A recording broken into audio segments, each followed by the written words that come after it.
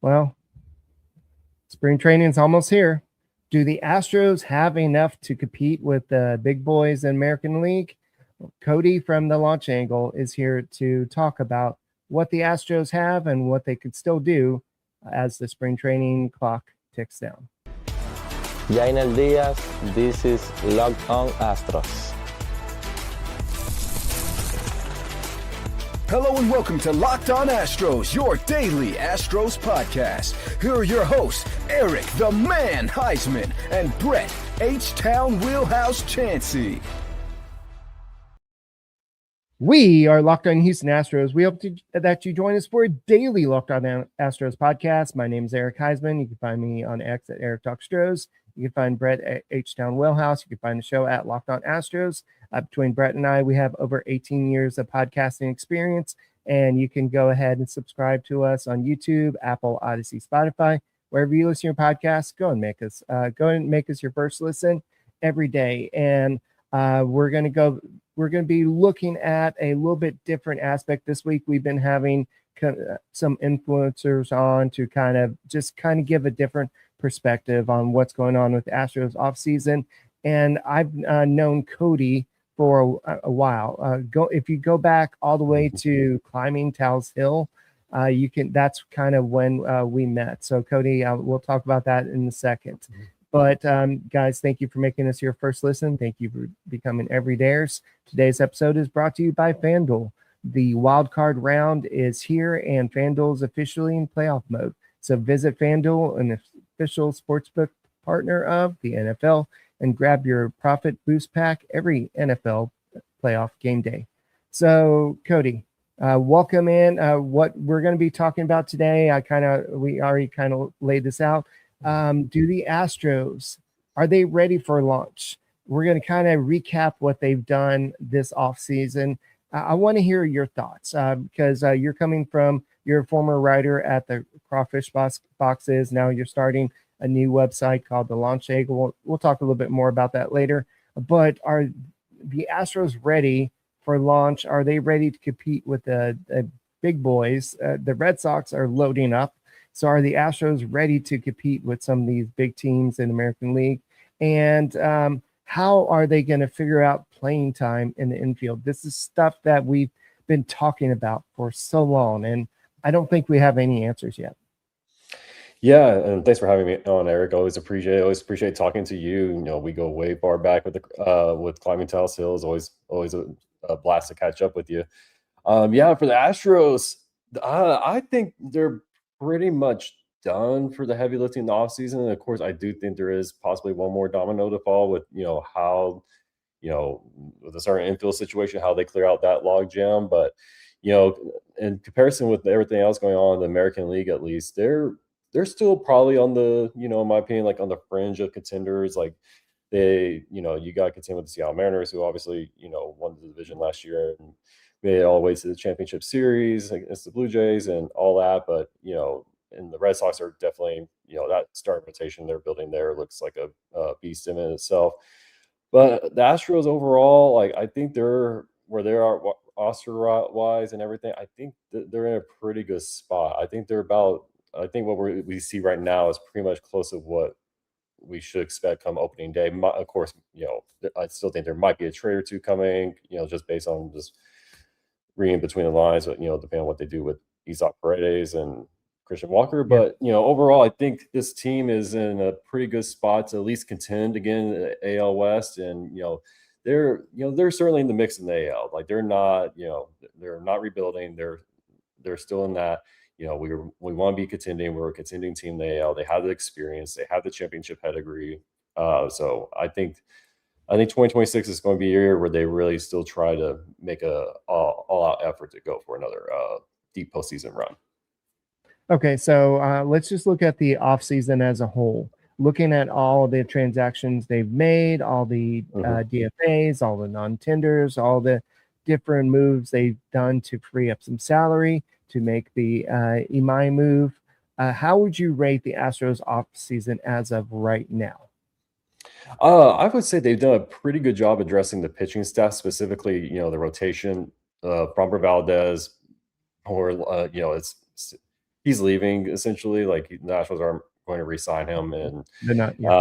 yeah, they're just not. And so they had to address the rotation, and they have a lot of innings to absorb. And signing Ryan Wise, Nate Pearson was a good start. They got, of course, Tasuya Imai. I think a very, very solid signing right there. And of course, they also acquired Mike Burrows from the Pittsburgh Pirates and trade with them. So they really, I think, did themselves a favor by addressing the pitching staff in the way they did. They added some upside. And I think it isn't lost on anybody that, some of the minus Imai's salary, I think I did the math the other day. I think between Wise, Pearson, and Burrows, I think they're only going to make a combined like $5 to $6 million.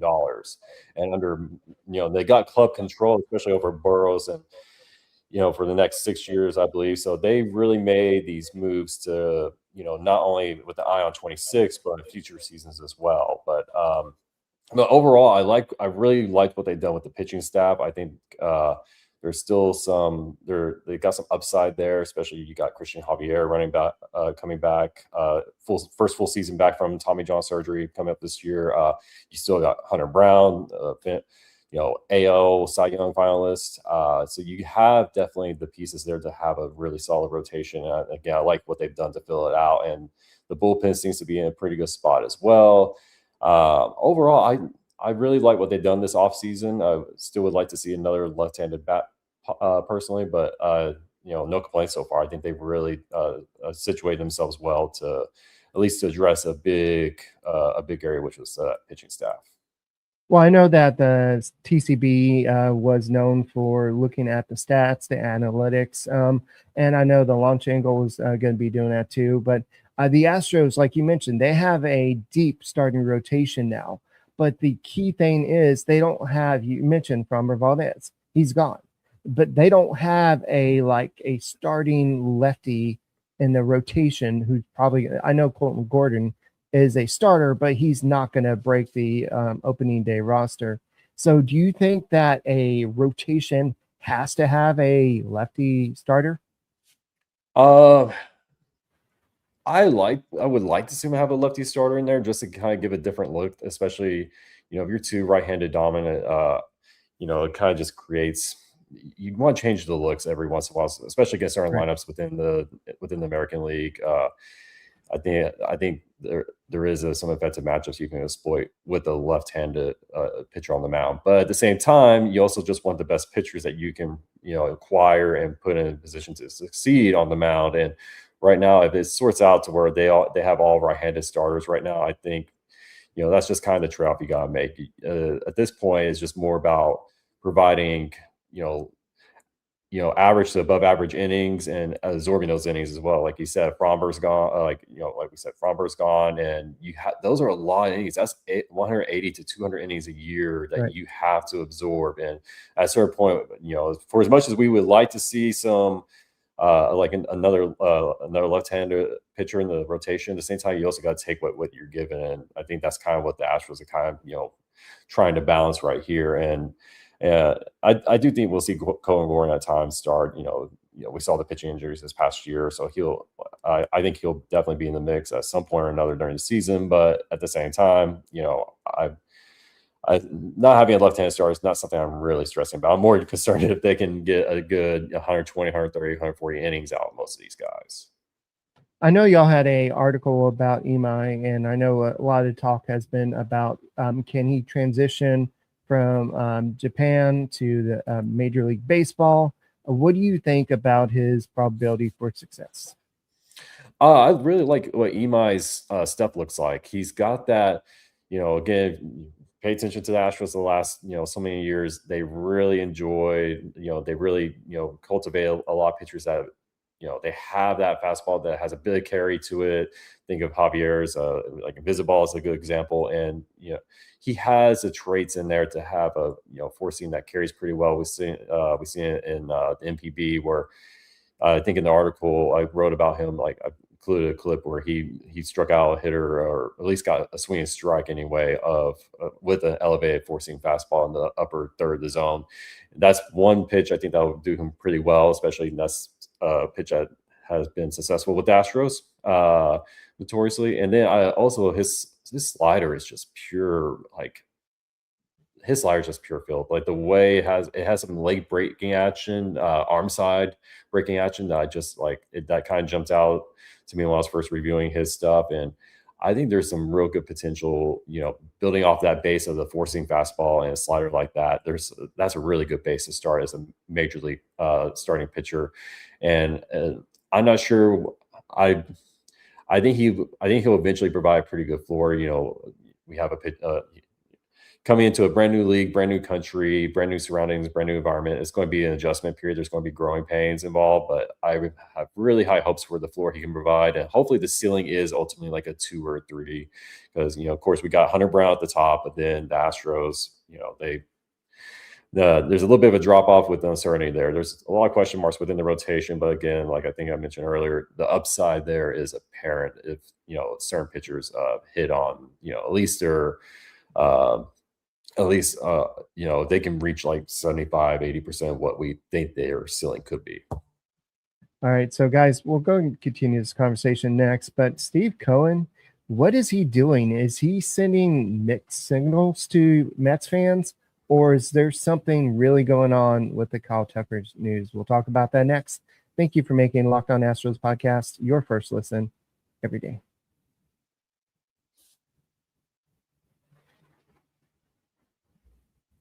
Hey guys, have you heard of FanDuel? Well, it's playoff time, and we're all ready for the Patriots to face the Texans. We're all excited about it, but if you go ahead and download the app right now, they have this cool thing that's a playoff boost, and what it is on the day of the game, what you can do is you can go ahead and open your profit boost pack first thing of game day and see what boost you want to apply. The boost lets you lean into your game day instincts, whether you're backing momentum, defense, quarterback play, or coaching. The boosts give you more juice on the bets that you already like, instead of forcing you to bet on something new, like the Texans going over, under, just beating spread, whatever it is. So you make the picks, then you apply the profit boost to go after even bigger payouts while the playoffs get rolling.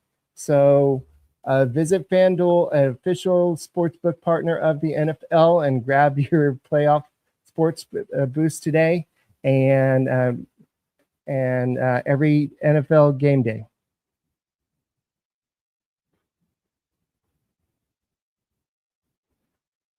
Guys, thank you for making the Locked On Astros podcast your first listen every day, whether it's on YouTube. Go and subscribe to us. Go and make us first listen. Apple, Odyssey, Spotify, wherever you listen to your podcast. Go and check us out. If you haven't heard about the Everydayers Club, it's this awesome experience where you get to be part of the action outside of the normal podcast hours, whether it's the free ad-free version, or if it's the access to the Discord.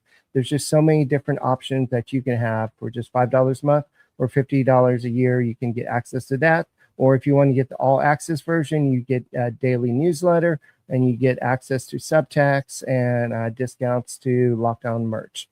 So FYI, I did have a video already recorded. Then I was like, oops, I didn't load the video. So I had to pull that up real quick. So that was what was going on there. So Brett, so Cody, let's go ahead and talk about the Astros chances. I guess let me put this up real quick. Let's talk about this real quick. Steve Cohen said, "Let me know when you see smoke." I'm sure that means that they've given their best offer and they're waiting to see what happens. What are your thoughts on that? Yeah, it definitely seems like a situation where King Tuck is getting. It seems like it's down between, I think I last read it was between the Mets, the Blue Jays, and the Dodgers. I think we're kind of like that third fringe team, depending. But yeah, it seems like he is like there's been indications that he's going to make a decision pretty soon. It seems to be coming down between the Blue Jays and the Mets. And I don't know, the Mets with Steve Cohen, they're not afraid to make a splash. So I would not be. Or spend the money. They're. Mm-hmm. Yeah, exactly. So I'm very curious to see what it is. I think in terms of the financials, I think the Blue Jays are probably willing to do the longest offer to seen online, like, there's been some rumors, I guess, going around like, oh, they may be going up to 8, 9, 10 years, which would certainly appeal to somebody like Tucker. But at the same time, you got the Mets who are like, hey, we will only do maybe 3 to 5 years, but we'll give you all this money, we'll give you like one of the highest annual values in the sports history, essentially, Right. and just sign with us. So it just depends, honestly, how much money does he want to make in a given season, the term, both the Mets and the Blue Jays are set up for, what appears from the outside looking in, like a long run of success. So I think, all those factors in front of him, he's got 2 really attractive options. So I'm very curious to see what he ultimately does, because it's been interesting seeing, kind of watching from afar now, that whole saga with his time with the Cubs and now his free agency unfold. Yeah, speaking of the Cubs, I did wear this shirt on purpose. I don't know if you remember that series versus the Indians where oh yeah, Mike Clevenger, I think that was who it was, said, well, Mhm. the Astros lineup is not that special. And then Bregman is like, not that special? So Alex Bregman made his appearance with the Cubs, and it was pretty cute where his son went up there, Yeah. Knox, and got hugged by Cubby the Bear, whatever the Bear's name it was. But he's no longer wearing number 2, and the reasoning why was he wanted to wear number 3 because he wanted to win his 3rd championship. So somebody else was wearing number 2, but I think that he wanted to just have a change of pace and not pressure somebody to give up his jersey number. But Alex Bregman has officially gone to the Cubs, and it just seems like you had Tucker go to the Cubs and then Alex Bregman. So it's just kind of a weird scenario, but good luck to the Cubs. But the main thing I want to ask you, Cody, is we saw the Mariners take control of the AL West last year. Do you see the same thing happening again this year, or do the Astros have enough to reclaim the AL West? Yeah, I think it honestly depends on the health of the Astros and kind of if the Mariners, if certain players on their roster can reach close to what their ceilings were. Like Cal Raleigh had a season for the ages. Like, honestly, as a fan of baseball, that was an amazing season he had. And but you also have to wonder, like, how close is he going to get to that pinnacle again, and will they have other guys step up? If I'm not mistaken, I think Jorge Polanco is now with the Mets, so they don't have him anymore. He kind of had a resurgent year with them this past season. Of course, they got Julio Rodriguez, who's a superstar, of course, and they brought back Josh Naylor, and that pitching staff is still really good. In fact, that pitching staff over there didn't meet expectations really this past year, so there's always that trade-off. But for the Astros, I think, again, I always go back to this in my mind, they were only 1 game removed from being in the postseason. And look at all the injuries the Astros had with the rotation, with even the bullpen with Josh Hader going out late. You also had, the injuries to the lineup, Alvarez, Isak. You had all those guys just, there's so much missed playing time, and you can't even wonder if even Yordan Alvarez played another 10, 20 games last year. You kind of have to wonder, does that net them an extra win or 2, like somehow? And, they're in it anyway. So I think it's going to come down to the wire again between those 2 clubs. I think the Astros have enough left in the tank to at least be competitive in the AL West. I'm not going to say they're going to win the division. Got burned on the TCB staff predictions last year, although I was actually I think it was only like 3 or 4 wins off the win total. But again, I think that's how tight the division is going to be, like between them and the Mariners. And honestly, you can't even discount the Rangers to some degree, especially if that pitching staff can repeat their performance again this past year. So, but I think the AL West is going to be an incredibly interesting division. I think there's going to be enough. I think the Astros do have enough to win it, but will they? It's kind of like, we got to see it first. Right. Well, my producer just passed me a little note. It's this is what we're going to talk about next. Explain the infield drama, because it is drama. We'll talk about that next. Thank you for making Locked On Astros podcast your first listen every day.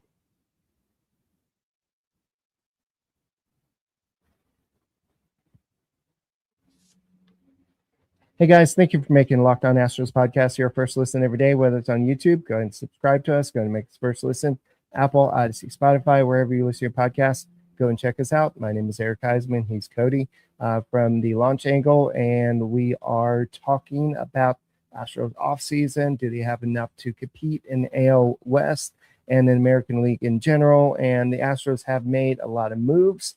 They've made a lot of different types of moves. And last year you saw the Kyle Tucker trade to kind of rejuvenate the Astros, not necessarily farm system, but they brought in Cam Smith, Isaac Paredes, Hayden Wesneski, and they just kind of brought in some fresh blood that the Astros needed. And they knew Kyle Tucker was going to be wanting this crazy amount of money. Why? Because they were probably in negotiations, and this is what Kyle Tucker wanted. He said, if you want me to stay here, I want about this amount of money. And the Astros said, well, we can't do that. So the Astros had Isaac Paredes, and he was having a great season for the Astros. But unfortunately, the hamstring issue kind of limited him last year, and the Astros had to make that trade for Carlos Correa. So the situation now is you don't have a place for Isaac Paredes to play. I know you can say, well, you can put blah, blah, blah, blah, blah, blah, blah, blah, blah, blah, blah, but I want you to do this. Explain the infield situation in your head. Yeah, the infield situation, honestly, there's just not enough playing time for everybody as the roster is currently constructed. I alluded to earlier, I think there's going to be at least one or two more trades. I really think just one when I really think about it. And it's going to be either, I think, Esau Paredes or Christian Walker. And shout out to Paredes too, right quick, coming back from like basically a torn off the bone hamstring injury late in the season, playing essentially on one leg to try to help the Astros get to the postseason. Kudos to that man. He has my respect forever for that. But like, there's just not enough play time for Paredes and Walker, unfortunately. And they're both. Paredes is in. He's got, I think, 2 more years of club control, so he's got 1 more round of arbitration. He's not going to be probably willing to sacrifice noble playing time to help accommodate Walker, but Walker's, right. I think he played in 150 plus games this past year. He's not going to take more of a back seat. He's in the second year of his 3-year deal. So, and you brought back Correa. Correa's a franchise icon. You're not going to limit his playing time. Same thing with Altuve. Jeremy Pena, he's a key component of this team. Like, you need Pena on the field and in the lineup as much as possible. So honestly, as much as I hate to say it, they're going to have to make a trade from the surplus. I like what Christian Walker did towards the second half of the season. I thought he bounced back relatively nicely considering his struggles in the first half. Quick side note, stat related. I'm very curious to see if he is back next season, how he does at Daikin Park, because there were some indications like I won't bore people with the natural percentages, but he had a lot more issues with chase rates and everything at Daikin than he did on the road. It's a pretty noticeable split.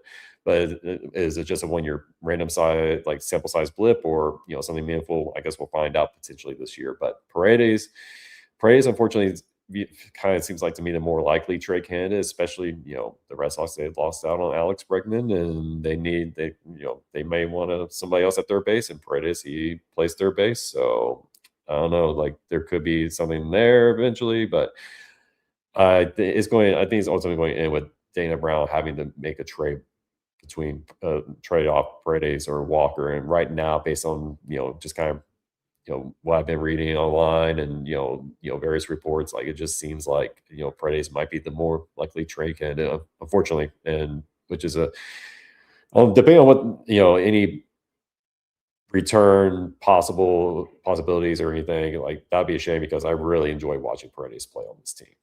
But yeah, but that's not a foregone conclusion yet. So. Yeah, I don't think anybody wants Paredes to be gone, because he was the Astros' best hitter for most of the season until he got hurt. So I think the Astros want to try to find a way to make this work. I think Dana Brown wants to find a way to try to make this work. But it just, I think Josh Reddick said it on Chandler Rome's podcast. You can't have this many people playing, like all these people playing infield, basically same position. And Paredes basically is their baseman who would have to play first base if he's going to stay on the team. But I need to get a sip of water real quick, but I want to ask your opinion. Let's say they don't make any trades. What do you see them doing to make this work? I think that's the simplest way. I think you have to essentially Altuve and Alvarez would have to be essentially left field DH. I don't think you have Altuve really at second, and maybe you try to force a situation with Paredes at second. That or you get really creative with playing time and kind of do a rotating thing with left field, DH, second base, first base. That's the only way. Maybe in the third base, like kind of just a rotating cast that manner.